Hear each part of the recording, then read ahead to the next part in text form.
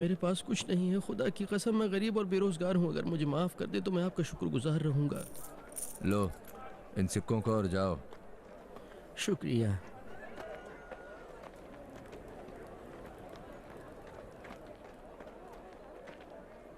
सबको मालूम है तुम गरीबों से टैक्स नहीं लेते हो। अगर रोमियो को मालूम हो गया तो तुम्हारी खाल खींच लेंगे। उन्हें मालूम है कि मैं मालदारों से लेके नुकसान पूरा कर देता हूं। इसकी एक मिसाल वो है, वहां देखो।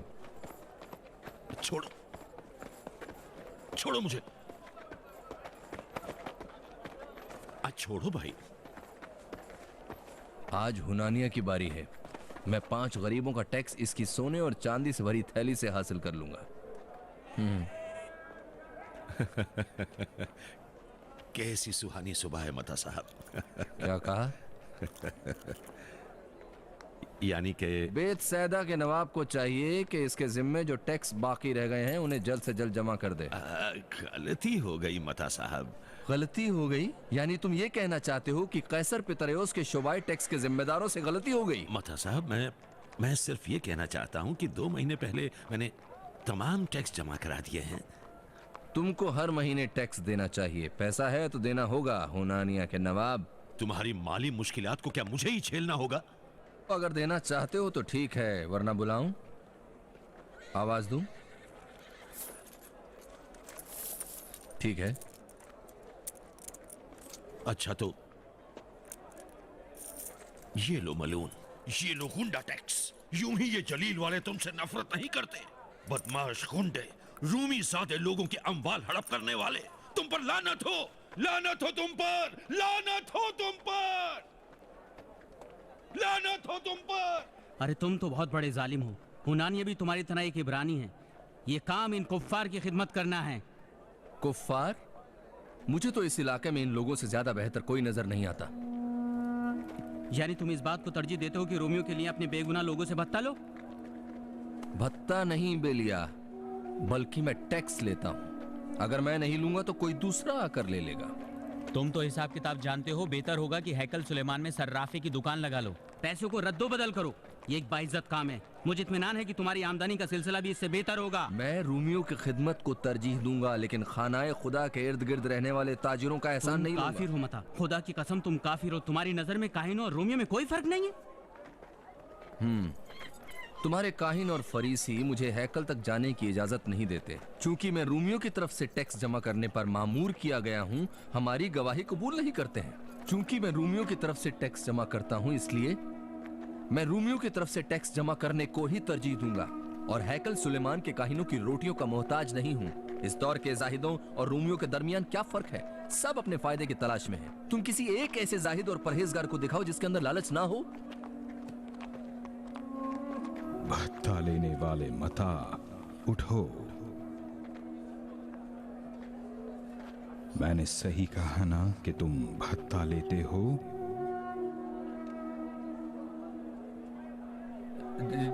जी हाँ। मता, तुम मेरे साथ आओ। लेकिन ये सब सिक्के? इन्हें छोड़ दो, चलो।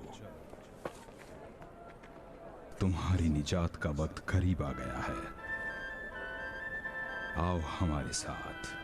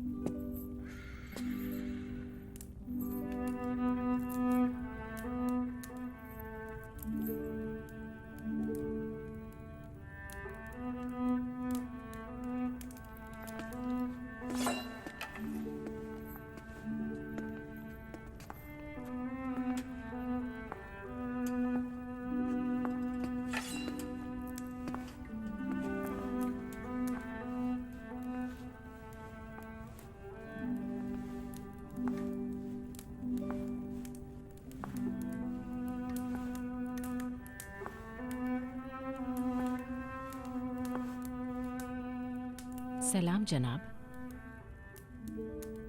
यूलिया, मैं माजरत ख्वाह हूं कि इधर चंद दिनों से तुम्हारी मुलाकात के लिए ना आ सका। इसकी वजह यह थी कि मैं इस किले में बेपनाह मुश्किलात में फंस गया था। मैं समझ रही हूँ। यरूशलेम कैसा लगा? तुम्हें पसंद आया? अलबत्ता दमिश्क से ज्यादा खूबसूरत नहीं है, फिर भी तुम्हें थकान का एहसास नहीं हुआ होगा।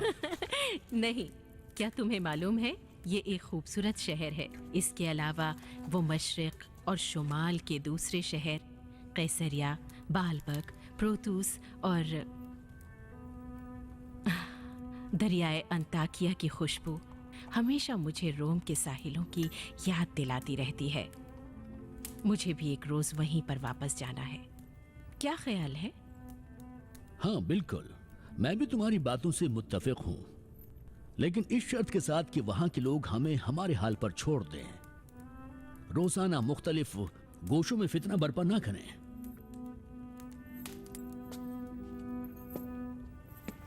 वो पहले ही काफी मुश्किलात में घिरे हुए हैं। तुम मजीद उन्हें मत भड़काओ। ये न भूलना कि इन्हीं लोगों के दरमियान अच्छे लोग ज्यादा हैं। मेरी मुराद उसूल पसंद, शरीफ और अखलाक वाले लोगों से है। तुम ऐसी बातें कर रही हो जैसे तुम्हें इनके मजहबी एतकाद से दिलचस्पी हो। मैं हरगिज अपने खुदाओं को नहीं छोड़ सकती, लेकिन मुझे मालूम नहीं क्या वजह है कि वहां के लोग अपने उस माबूद पर, जिसको उन्होंने नहीं देखा है, शिद्दत से कायम है। दिलचस्प है। वैसे ये सरजमीन ही कुछ अजीब और गरीब है। मुझे ये जगह पहली जगह की निस्बत जहां तुम्हारी ड्यूटी थी ज्यादा पसंद है। यहाँ पर मुझे रूहानी सुकून मिला है। कहीं ऐसा तो नहीं कि तुम इन बातों से मुझे तरगीब देना चाहती हो कि मैं अपने फौजी हुलियों को तब्दील करके एक इब्रानी जाहिद की तरह तुम्हारे साथ माबद सुलेमान की तरफ चल पड़ूं? मैं एक दूरअंदेश औरत नहीं हूं, लेकिन हाँ, तकदीर को मानती हूं। जिस दिन से मैंने यरूशलेम में कदम रखा है, ऐसा महसूस होता है कि इस मुकद्दस सरजमीन का सफर मेरी तकदीर में लिखा था। मुकद्दस सरजमीन? क्या तुम मुतमईन हो कि तुम्हारी तबीयत ठीक है यूलिया? मुझे नहीं मालूम, लेकिन यहाँ की खाक की खुशबू भी दूसरी जगहों के मुकाबले में अलग है। मेरे लिए सुकून का बायस है। यूलिया, तुम बहुत हसास हो गई हो। मुझे तुम्हें इतनी मुद्दत के लिए तन्हा नहीं छोड़ना चाहिए था। मेरे ख्याल से तुम्हारे नजरियात बिल्कुल बदल गए हैं। तुम फिलिस्तीन के प्रोग्रातोर हो। तुमसे इल्तिमास है यहाँ के गरीब, दीनदार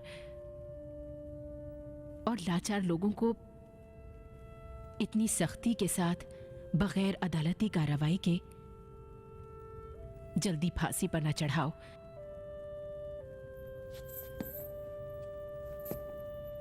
यूलिया, देखो, मैं कैसर का एक सिपाही हूं और मुझे दर्द सर की कोई परवाह नहीं है।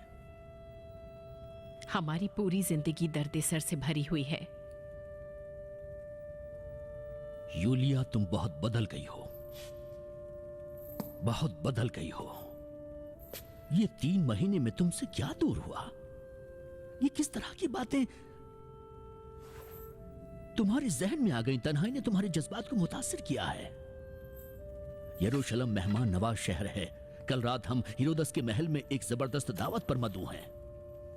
माजरत खां हूँ जनरल, अभी शुमाल के हिफाजती कैंप से इत्तला मिली है कि जेलूत ने शुमाली कैंप पर हमला कर दिया है। नुकसानात बहुत ज्यादा हुए हैं। मजीद फौज की दरखास्त है सरकार। अखाजिन से कहो कि फौरन लश्कर को आमादा करे। मैं भी वहां पर पहुंच रहा हूं। हुजूर, आपका हुक्म सर आंखों पर। तुम घर पर जाकर आराम करो। रोफूस और उसके अफराद घर तक पहुंचा देंगे। मैं चलता हूं, मेरा जाना जरूरी है।